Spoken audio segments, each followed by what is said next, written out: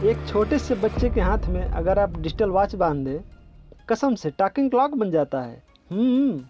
हर second आपको time का पता चलता रहता है, चाहे आप जानना चाहें या नहीं। नहीं है विश्वास तो कोई नहीं, ट्राई करके देख सकते हैं, फिर बताना मुझे अपना एक्सपीरियंस। मैं हूं आपके साथ मनीष और आप सुन रहे हैं लर्निंग स्टोरीज। वैसे टाइम का पता इन जनरल, या फिर कह सकते हैं इसकी इम्पॉर्टेंस इंसान को तब पता लगती है ना, जब वो हाथ से निकल जाता है। और फिर ऐसी सिचुएशन में इंसान लाख चाहे कितनी ही कोशिश कर ले, वो टाइम हाथ में आता ही नहीं है। तभी तो कहते हैं जब टाइम आपके हाथ में हो ना, तभी उसको समझ लो। अंत में क्या कहते हैं, पछताना न पड़े। वैसे इसी से जुड़ी बेंजामिन फ्रैंकलिन की मुझे एक स्टोरी याद आ रही है, जिसमें उन्होंने बहुत ही अच्छे तरीके से अपनी दुकान पर आए कस्टमर को टाइम की इम्पोर्टेंस के बारे में रियलाइज़ करवाया था। हुआ यूँ, एक दिन उनकी दुकान पर एक कस्टमर आया।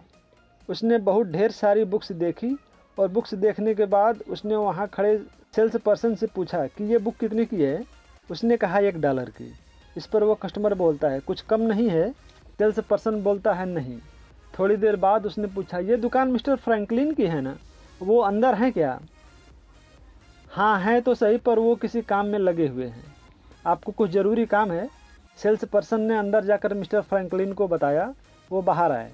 कस्टमर मिस्टर फ्रैंकलिन का जानने वाला था। उसने मन में सोचा मिस्टर फ्रैंकलिन उनसे जान पहचान के कारण जाहिर सी बात है थोड़े कम पैसे लगाएंगे। यही सोचकर फ्रैंकलिन के आने पर उसने पूछा, मिस्टर फ्रैंकलिन आप इस बुक को मुझे कितने में दे देंगे? $1.25। $1.25? कस्टमर सुनकर हैरान रह गया। जनाब अभी तो आपका सेल्स पर्सन मुझे $1 बता रहा था और फिर अभी आप कह रहे हैं $1.25। इस पर मिस्टर फ्रैंकलिन कहते हैं बिल्कुल ठीक बता रहा था।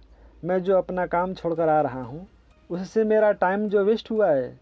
कस्टमर बड़ी हैरानी में पड़ गया और उसने बात को ख़त्म करने के विचार से बोला, अब इस बुक का कम से कम जो प्राइस हो मुझे बता दीजिए।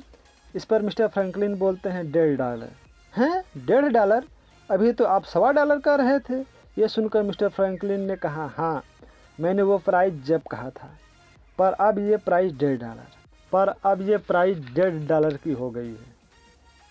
और मैं आपको बता दूं, आप जितनी देर करते जाएंगे ना, इसका प्राइस उतना ही बढ़ता जाएगा। कस्टमर ने चुपचाप पॉकेट से $1.5 निकाला और वो बुक लेकर घर चला गया।